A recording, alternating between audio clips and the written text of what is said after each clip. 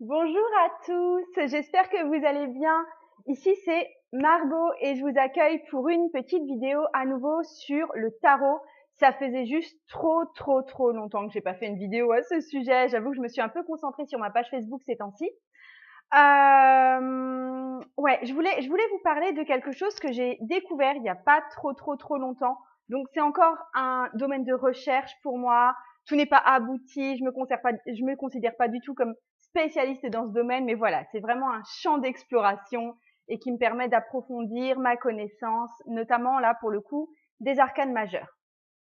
Donc, je voulais vous parler des chakras. Alors là aussi, je précise que je suis pas spécialiste des chakras.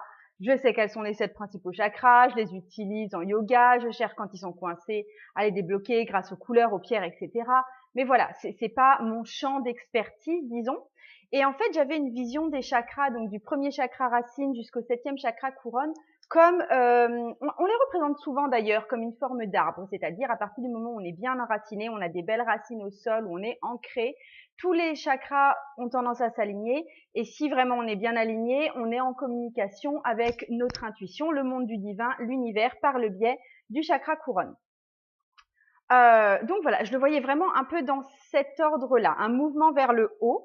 Et en fait, il y a une autre approche qui m'a été apportée tout dernièrement par ma coach. Et en fait, à laquelle j'avais pas réfléchi, mais tout de suite ça a fait un peu boum dans ma tête. Et c'est une vision un peu inversée pour moi au départ, c'est-à-dire que il s'agit d'avoir une vision ou un rêve ou un projet qui est encore à un niveau universel, qui est assez nébuleux. Et à partir du moment où nous on le capte avec notre chakra couronne, on a la possibilité de l'incarner.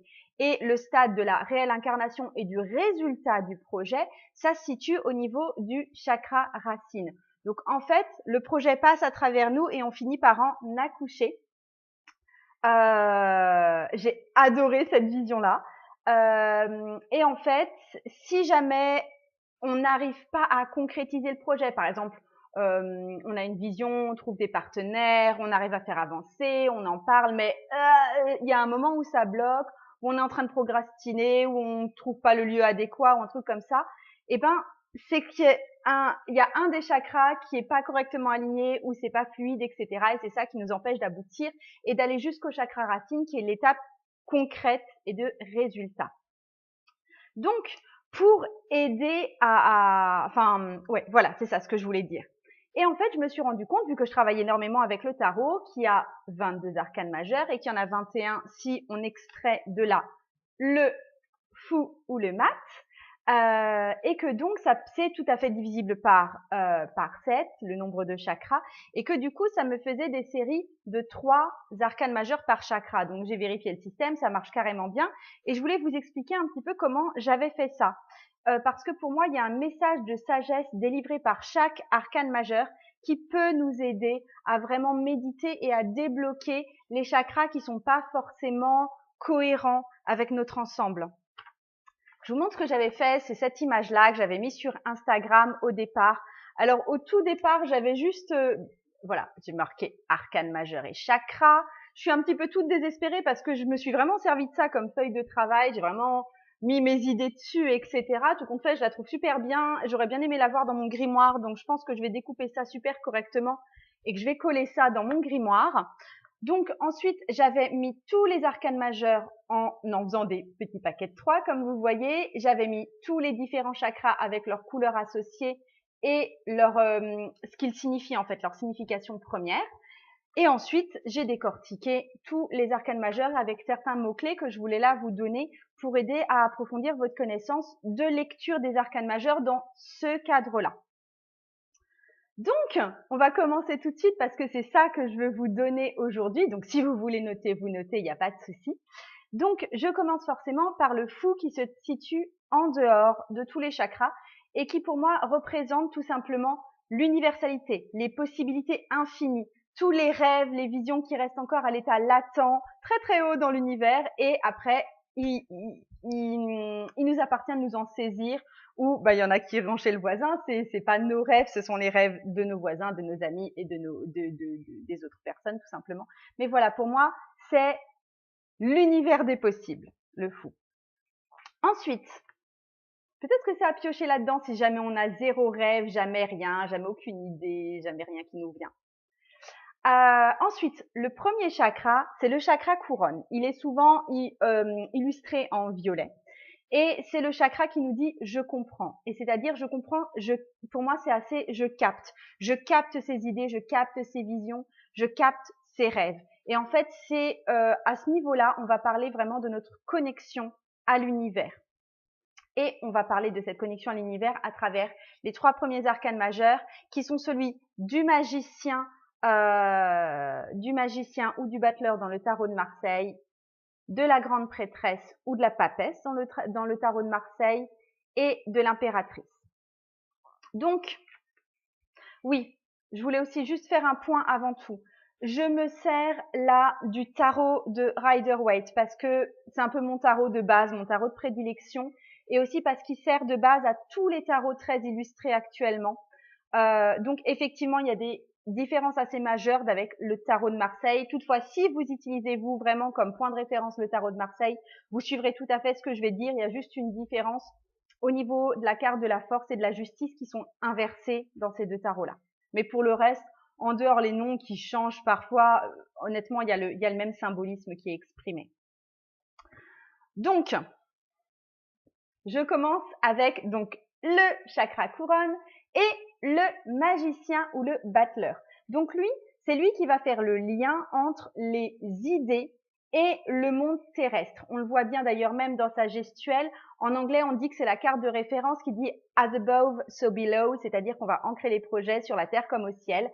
Et en fait, c'est celui qui décide de se saisir d'une vision. C'est celui qui lance. C'est celui aussi qui prépare ses outils parce que le battleur comme le magicien ont une table avec tous les éléments qui sont représentés dessus. Vraiment, pour moi, c'est la carte du choix. Ensuite, on passe à la grande prêtresse ou la papesse qui là est plus moins dans le choix et l'action. C'est plus dans quelque chose de l'ordre de la compréhension intuitive, de la vision. Il y a vraiment un lien avec un univers émotionnel universel. Il y a vraiment une communication avec le divin qui s'établit là. C'est pas trop de l'ordre de je choisis, c'est de l'ordre de je comprends ce qui se passe, je comprends intuitivement tout ce que ça implique. Et ensuite, on est dans la carte de l'impératrice. L'impératrice, pour moi, c'est vraiment l'enthousiasme de la création, l'enthousiasme du lancement. C'est la vision aussi de tout ce qui est possible. Donc, c'est vraiment la joie et c'est vraiment la vision de tout ce qui va être réalisable, de toute l'abondance que contient notre vision ou notre rêve. C'est donc vraiment une carte explosive. Ça peut être aussi une carte très effrayante. Ça peut vraiment bloquer pour moi à ce niveau-là, parce qu'on réalise aussi de toute l'abondance possible et souvent cette abondance-là peut faire peur parce qu'on voit vraiment toutes les implications que peut contenir notre vision. On va passer au deuxième chakra qui est le chakra du 3e œil, qui est un chakra qui est représenté la plupart du temps en bleu foncé. C'est le chakra qui dit je vois et qui voit bien sûr au-delà des apparences. Et en fait, c'est le chakra et ce sont les cartes qui vont porter sur notre vision du projet ou de la vision ou du rêve. Et de la vision de l'adéquation en fait avec le monde réel. Donc, on aura la carte de l'empereur, la carte du pape, la carte de l'amoureux dans le tarot Marseille, des amants dans le tarot de Rider-Waite. Excusez-moi. Donc, avec la carte de l'empereur, là, l'empereur, il permet vraiment de dessiner le plan de ce qui va se passer. C'est lui qui va s'occuper de la gestion. Donc, je parle de gestion du temps, je parle de gestion de l'argent, je parle de gestion de l'énergie qu'on va y mettre, combien de temps il va passer et l'ordre dans lequel on va faire les choses. Donc, c'est lui aussi qui valide ou non le projet, qui valide si le projet est possible ou non et s'il est possible à l'heure actuelle ou s'il décide de le décaler. N'oublions pas que c'est un roi. Le roi a un droit de veto.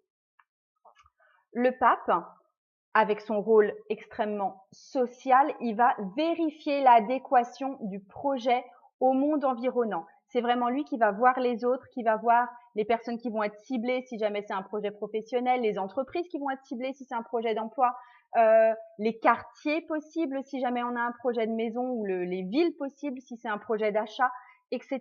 Il y a vraiment un rapport au monde en fait. Et ensuite, avec le 6, on est dans l'espace de avec qui. On voit les autres personnes en termes de collaboration, en termes de partenariat. Donc c'est vraiment la carte de l'union parce que la plupart du temps, le projet ne se fait pas seul ou ça peut être simplement un professionnel avec lequel on va cheminer, ça peut être un livre avec lequel on va cheminer, mais il y a vraiment cette idée de accompagnement. Donc voir le meilleur accompagnement pour soi, pour nous accompagner vers ce rêve. Pour le chakra de la gorge, qui est un chakra qui est souvent turquoise ou qui est bleu ciel, on est dans c'est le chakra qui dit je parle. Donc c'est un chakra d'expression et on va exprimer notre projet. Donc on retrouvera la carte du chariot, on retrouvera la carte de la force qui est la carte de la justice dans le tarot de Marseille et la carte de l'ermite. Donc je vous explique tout ça avec plus de détails. Donc la carte du chariot, c'est le fait de mettre en mots son projet. C'est de choisir réellement le public auprès duquel on va s'exprimer. Et c'est vraiment un arcane de présentation. Avec la force, on est dans quelque chose de beaucoup plus personnel, de peut-être moins, si on est dans l'exposition, mais vraiment de l'exposition de quelque chose de très très personnel. C'est le message qu'il y a à travers notre rêve. Qu'est-ce que en fait on veut véhiculer à travers notre rêve et notre vision? En fait, c'est le grand pourquoi qui se cache derrière ce qu'on veut faire dans la matière. Quel est notre grand pourquoi? Qu'est-ce qu'on va exprimer aux autres en termes de « ouais, mais moi, ce qui me motive profondément, c'est telle chose, c'est telle chose que je veux réaliser à travers cette chose concrète. » Et en dernier, l'ermite, elle est très importante pour moi parce que c'est aussi dans le chakra gorge, il y a le choix de l'expression et il y a aussi le choix de la non-expression, le choix de se taire, le choix de garder pour soi et d'avoir uniquement un dialogue intérieur. Donc, on peut choisir la réserve, on peut choisir auprès de qui on s'exprime ou on ne s'exprime pas. On peut avoir un dialogue intérieur profond et bien plus fouillé que le dialogue qu'on a avec l'extérieur. C'est la reconnaissance de nos propres idées et la mise au clair avec soi. Chakra suivant, le chakra du cœur qui est de couleur verte et qui dit tout simplement « j'aime ». J'apporte une grosse nuance parce que dans le « j'aime », il y a aussi le « je m'aime ». Donc là, on va être dans la validation du projet par rapport à notre amour tout simplement. Et on va être dans les 3 cartes, ce sera la roue de fortune, la justice, donc là j'avais dit inversé avec le tarot de Marseille avec la force, et le pendu. La roue de fortune. La roue de fortune, elle nous dit quoi? Elle nous dit que le temps d'élaboration est maintenant passé, et bien passé, on n'est plus dans le champ purement du rêve ou purement de l'intellectuel ou purement de la planification. Il y a des choses concrètes qui se passent qui se mettent enfin en place. Donc il peut se passer des choses. Et il peut se passer des choses qui nous plaisent plus que ce qu'on pensait, et des choses qui nous déplaisent beaucoup plus que ce qu'on pensait aussi. Et en fait, c'est à ce moment-là qu'on va valider ou non si le projet nous convient réellement ou non. Donc, on va voir si on est dans le bon flux d'énergie ou non. La justice. La justice, toujours dans ce chakra j'aime, dans ce chakra du cœur, elle va valider le projet par rapport aux autres. C'est-à-dire qu'on va devoir faire front au jugement des autres après nous être exprimés, après avoir posé les premières actions. Il va falloir qu'on soit en accord par rapport à ce qu'on a dans notre fort intérieur aussi. Il va falloir qu'on soit en accord par rapport aux autres avec qui on doit collaborer. Est-ce qu'on est aimé, nous, à travers ce projet? Est-ce qu'on s'aime nous-mêmes à travers ce projet? Là, il y a toute une évaluation qui se fait également.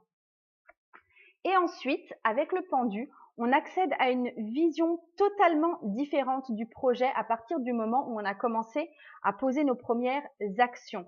Et on le voit de façon différente, on le regarde aussi à l'échelon de est-ce qu'on veut continuer ou pas, est-ce qu'on a l'énergie de continuer ou pas, est-ce qu'on a l'énergie de faire certains sacrifices pour ce rêve ou cette vision qu'on a en face de nous. Ça contient aussi la carte du pendu et la carte du sacrifice. Donc, ça contient cette notion de sacrifice. Est-ce qu'on est prêt à sacrifier certaines choses de notre vie pour faire de la place pour ce projet? Ensuite, on passe au chakra du plexus solaire, un chakra qui est jaune éclatant et qui est dans le fer. C'est le chakra qui dit « je fais ». Donc, c'est un chakra qui va nous parler à partir du moment où on entre en action, on est capable de magnétiser le projet ou magnétiser les éléments ou les événements qui vont nous aider à concrétiser ce projet ou à le concrétiser plus vite. Au contraire, on ne va pas les magnétiser si jamais on n'est pas dans un bon flux d'énergie. Voilà. Donc, première carte, la mort ou l'arcane 13, qui fait directement suite au pendu. Le pendu, c'est la réalisation qu'il y a peut-être des sacrifices à faire et quel type de sacrifice. La mort, c'est le nettoyage. C'est un étape de fer qui est plutôt dans l'évacuation. Excusez-moi. C'est-à-dire que là, il s'agit de faire place nette, il s'agit de réellement lâcher des choses. Il s'agit de magnétiser aussi en affirmant ce dont on ne veut plus, ce qu'on ne fait pas, ce qui ne fait pas partie du projet et ce qu'on ne met plus dans notre vie parce qu'il y a besoin de place pour ce projet. La tempérance, c'est une réelle, elle nous place dans la position d'être une inspiration pour les autres, justement parce qu'on s'investit massivement dans notre projet, parce que c'est un projet avec lequel on agit de façon juste, parce que c'est un projet qui est juste pour nous, parce qu'on est à la bonne place, parce qu'on apprend au fur et à mesure qu'on fait des recherches sur ce rêve et que on aime aussi transmettre ça au monde, ou au moins on rayonne ça au monde. Et en général, c'est une forte valeur d'inspiration. Et on débouche ensuite, on va encore plus loin, sur le diable, qui est vraiment le fait de fixer ses ambitions, revoir ses ambitions, peut-être beaucoup plus haut que ce qu'on pensait au départ. C'est être peut-être un peu trop dans la démesure, c'est le fait d'être un peu trop dans l'enthousiasme et le plaisir, mais c'est ce qui va faire qu'on va encore plus magnétiser les bonnes choses pour nous. C'est une carte de charisme et c'est clairement une carte de magnétisme pour notre vision. Ensuite, on passe au chakra que je ne peux pas vous montrer, qui est sous le nombril, c'est le chakra sacré et c'est le chakra qui nous dit « je sens » ou « je ressens ». On est clairement dans les sens, on est clairement dans le ressenti et ça va nous permettre à ce moment d'ajuster à un niveau justement parce qu'on l'a ressenti avant la concrétisation, avant le résultat. Donc là, on va être dans la carte de la tour ou la maison Dieu dans le tarot de Marseille. On va être dans l'étoile et on va être dans la lune. Donc, la maison Dieu ou la tour, c'est une remise en question assez sévère de notre ego. C'est-à-dire qu'on va peut-être, face aux événements ou face à ce qu'on ressent nous-mêmes par rapport à cette vision, lâcher prise sur notre ambition finale. Peut-être qu'il y a des choses à effectivement revoir à la baisse. Peut-être qu'il y a à s'adapter à une réalité de terrain qui ne nous fait pas forcément plaisir. On va devoir accepter de s'ajuster et on va vérifier tout ça avec notre ressenti profond. Avec l'étoile, c'est un peu l'inverse. On a peut-être un retour à ce projet universel qu'il y avait au-dessus de nous avant ça. On va se reconnecter à ça. On va se réajuster en fait en positif. On reprend contact avec ce qu'on pensait tout au début. On va reprendre contact avec les rêves les plus fous qu'on avait et qui étaient sans doute les plus alignés avec cette demande universelle. Et on va réajuster par rapport à ça. On va se rendre compte qu'il y a tout compte fait un certain nombre de choses qui sont possibles et qui sont bien plus possibles que ce qu'on imaginait au départ. Et ensuite, on est dans la carte de la lune qui est tout simplement la carte de devoir affronter ses peurs face à la concrétisation qui est vraiment imminente. C'est comme si je vous disais que la vision, c'était tout simplement le fait de faire un enfant et de devoir accoucher enfin d'un bébé réel, pas seulement fantasmer l'enfant et peindre une chambre pour un enfant. C'est le moment où le corps de la femme se met vraiment à changer en préparation de l'accouchement, où les contractions se rapprochent de plus en plus au fur et à mesure des nuits, où on sent qu'il y a quelque chose qui se passe et on est vraiment confronté à la très prochaine matérialité de ce projet et le fait qu'il y a un petit temps de recul parce que ça peut faire extrêmement peur et il va y avoir quelque chose qu'on va devoir affronter pour passer ce cap de l'idée puis l'élaboration, même si c'est dans la matière, à là, le résultat est là et concret. Et ensuite, on arrive forcément dans le chakra de racine qui se trouve sur notre périnée et qui est vraiment le chakra qui dit « je suis là, je suis ancrée et j'existe ». Et en fait, on est dans 3 cartes qui vont parler du résultat concret de notre rêve, de notre vision et de ce qu'on a voulu incarner. Donc, on est dans la carte du soleil, du jugement, du monde. Voilà. Donc, là, le soleil, c'est vraiment la naissance du projet. Il est enfin visible. On a enfin un résultat visible. Pas seulement les gens qui nous aident, pas seulement des choses sur le papier. Un résultat visible, concret, tangible. Et quelque part, c'est la carte qui va nous dire « Yeah, mission accomplie ». Voilà, c'est un peu ça. Ensuite, avec le jugement, une fois qu'on a ce résultat concret devant les yeux, qui reste peut-être à affiner, mais n'empêche qu'il y a vraiment quelque chose qui est là de très matériel, on juge ce projet ou cette vision qui est née. Quel est réellement le résultat? Est-ce que c'est un bon résultat par rapport à ce qu'on projetait? Est-ce que c'est un mauvais résultat par rapport à ce qu'on avait projeté? Quelles sont les implications qu'on n'avait peut-être pas forcément vues, bonnes ou mauvaises? C'est une carte qui nous place aussi dans une certaine indulgence parce que forcément, il y aura un décalage entre notre projection au départ et la réalité finale. Et c'est une carte aussi de voir la vérité en face. Et enfin, le monde, cette carte parle d'aboutissement, cette carte parle de finalité, cette carte parle de bilan et éventuellement de démarrage d'une autre vision. Cette carte parle aussi de réalisme. On y est. Et il y a ça qui s'est passé. Alors, j'espère vous avoir aidé avec tous ces arcanes majeurs qui expliquent la suite d'idées à travers les chakras de comment matérialiser un de nos rêves ou une de nos visions. Ce que je peux vous inviter à faire sur une autre vidéo, je vous ai proposé un tirage à faire pour faire un espèce de diagnostic des chakras. Vous pouvez faire ce diagnostic des chakras à la mesure de quelque chose que vous voulez mettre au monde. Que ce soit, comme j'ai dit, un projet d'enfant, un projet d'entreprise, un projet d'avoir un beau jardin, ce que vous voulez. Mais toujours est-il qu'on part d'une vision de départ et qu'on aimerait la concrétiser et avoir un vrai résultat tangible. Faites un diagnostic de vos chakras par rapport à ça avec le tirage que je propose.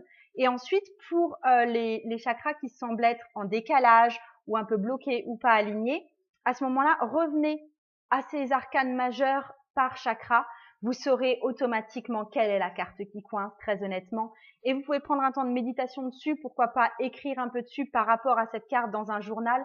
Vraiment faire un travail d'accompagnement avec cette carte pour débloquer, voir ce qui ne va pas, voir ce qui dans notre histoire fait que ce chakra est un petit peu saturé.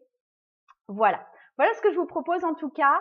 Si vous voulez en savoir plus sur moi, sur ma façon de travailler, je vais vous mettre un lien en dessous de cette vidéo. D'ici là, je vous souhaite une merveilleuse journée et je vous souhaite un bon cheminement avec vos propres arcanes. Au revoir!